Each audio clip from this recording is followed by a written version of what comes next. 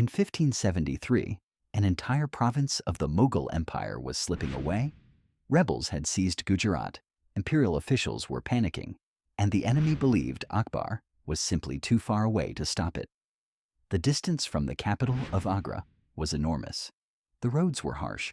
Under normal military conditions, a relief army would take over 2 months to arrive, meaning the rebellion would already be won.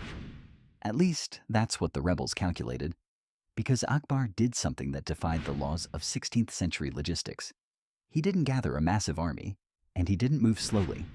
Instead, he launched the fastest blitzkrieg in Indian military history, mobilizing an elite cavalry strike force and racing nearly 500 miles through blistering heat in just 9 days, a pace so blinding that his enemies refused to believe he had even left the capital. But why was Gujarat worth risking the emperor's life in a desperate sprint? How did Akbar plan to fight an overwhelming rebel force with only a fraction of his army?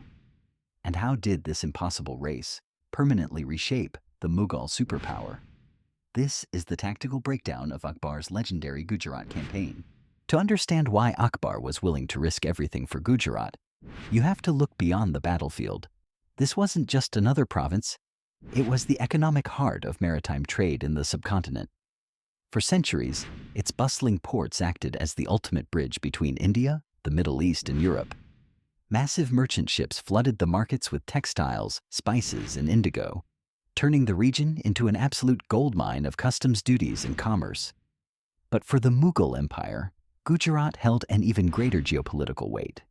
It was the primary launching pad for the sacred Hajj pilgrimage to Mecca, and it was increasingly threatened by the rising naval power of the Portuguese Empire. Akbar knew that building an unstoppable superpower required absolute control over both wealth and the sea. By 1572, the reigning Gujarat Sultanate had fractured. Internal civil war divided its nobles, and the once mighty kingdom was spiraling into chaos. The opportunity for Delhi was flawless: a wealthy, defenseless coast, a broken enemy, and a direct path to the Arabian Sea. Later that year, Akbar marched west and easily annexed the territory. But the emperor was about to learn a brutal lesson in military logistics. Conquering Gujarat was simple. Keeping it would push his empire to its absolute limit. When Akbar marched west in 1572, the initial campaign moved with astonishing fluid velocity. The fracturing Gujarat Sultanate simply could not mount a unified defense. As the Mughal vanguard advanced, key regional strongholds capitulated without a fight. Local factions, realizing the shifting tides, broke their old allegiances to secure favor with Delhi. Within months, Akbar marched victoriously into Ahmedabad, the crown jewel of the province, officially annexing the territory into the imperial fold. To celebrate the secure conquest, Akbar traveled to the port of Kambat, boarding a vessel to look out over the open waters of the Arabian Sea for the very first time in his life. With the Sultanate dismantled and Mughal banners flying high over the coast, the campaign appeared completely over. Believing the region was pacified, Akbar appointed a governor and began the long journey back north to his capital. The conquest had been swift, successful, and surprisingly smooth. But beneath the surface of the newly occupied province, a massive crisis was brewing. A coalition of defiant local nobles and dissident Mughal cousins, the Mirzas, were quietly plotting in the shadows. They had no intention of submitting to Delhi's centralized rule. The moment Akbar's main army crossed the horizon, the trap sprung. A massive, well-coordinated rebellion erupted across the province, completely overwhelming the garrison left behind. Word of the disaster began racing north toward the emperor, setting the stage for an impossible race against time. Akbar had barely arrived back at his capital of Fatehpur Sikri when the illusion of peace shattered. The moment the main imperial army left the borders, the embers of dissent erupted into a raging firestorm. The rebel leader, Ikhtiyar-ul-Mulk, unified the fractured local factions and launched a massive, well-coordinated counteroffensive. Mughal outposts were systematically overwhelmed. Regional governors were cut off, isolated, and forced into a desperate retreat. Within weeks, the rebels trapped the chief Mughal governor inside the walls of Ahmedabad, surrounding the capital city with an overwhelming army of 20,000 men. The rebel high command calculated that their timing was flawless. Akbar was over 450 miles away, gathering a massive imperial army, organizing supply trains, and marching back through the torrential mud and blistering heat of the monsoon season would take the Mughals at least 2 months. By then, Ahmedabad would fall, and Gujarat would be an impregnable fortress. But the rebels made a fatal mistake. They calculated for a standard military response. They did not calculate for Akbar. When the desperate messengers finally reached the emperor with news of the siege, he didn't call a council of war. He didn't wait for his main army, and he didn't hesitate.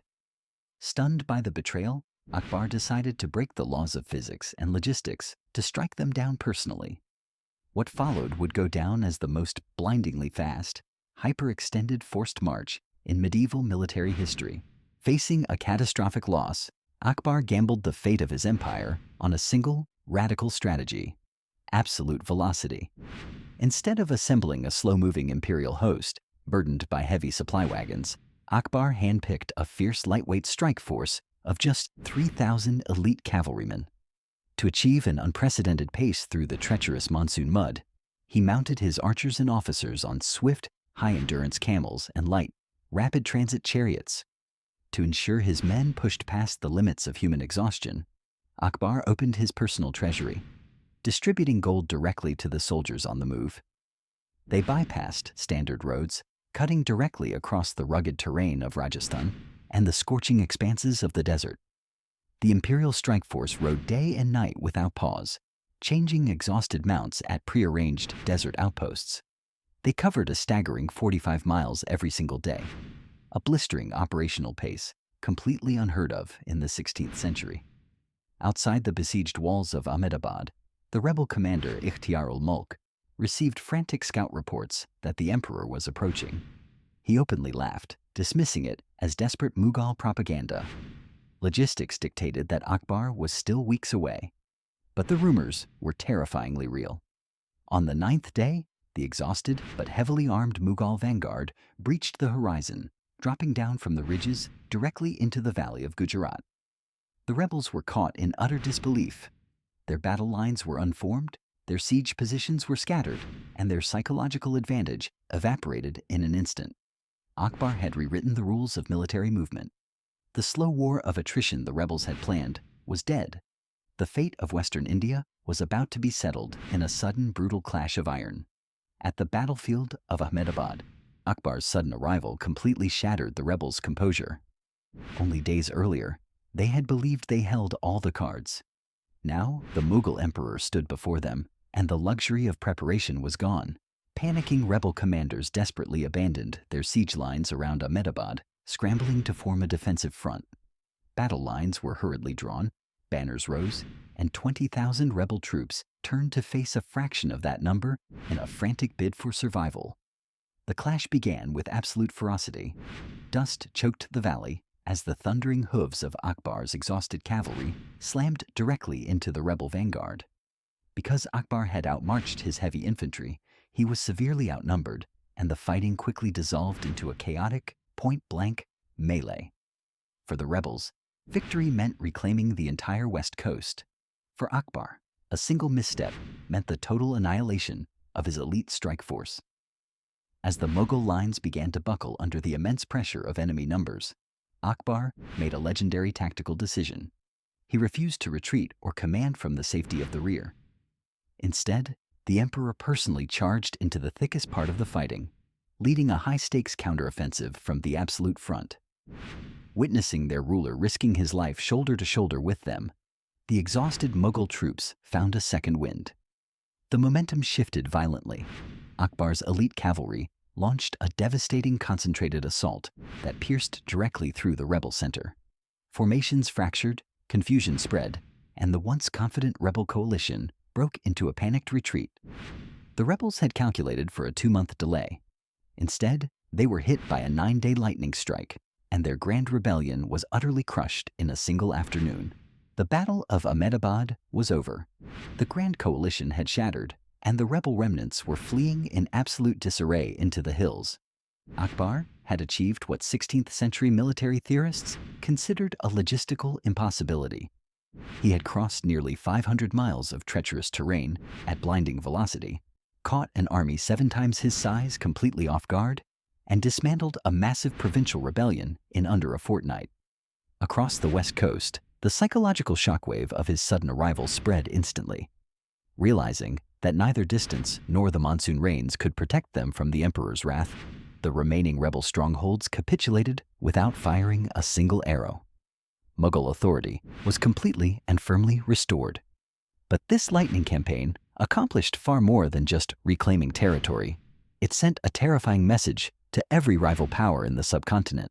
It proved that distance was an illusion, that descent would be crushed instantly, and that the Mughal war machine could strike anywhere, at any time, with zero warning. Following this ultimate victory, Akbar officially integrated Gujarat's massive financial network into the imperial system, appointing his trusted financial minister, Raja Todar Mal, to overhaul the province's revenue administration. The staggering wealth of the Arabian Sea trade routes was now permanently securing the foundations of the empire.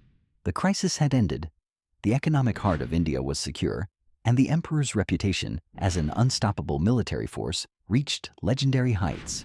Yet, centuries later, the true legacy of the campaign remains unmatched. It wasn't just the brilliance of the tactical clash outside the city walls. It was the sheer audacity of the sprint, a testament to a ruler who refused to let distance dictate the fate of his empire, executing the greatest blitzkrieg of the medieval world. When history remembers Akbar, it often focuses on agonizing, months-long sieges against massive fortresses like Chittorgarh or Ranthambore. But Gujarat tells a completely different story. This victory wasn't built on heavy artillery or structural attrition. It was forged through sheer determination, absolute velocity, and the tactical audacity to strike before the enemy could even deploy. When a catastrophic rebellion threatened the economic jewel of his empire, Akbar didn't hesitate. He moved fast enough to break the laws of 16th century logistics, save Gujarat, and transform a looming disaster into a masterclass in military blitzkrieg.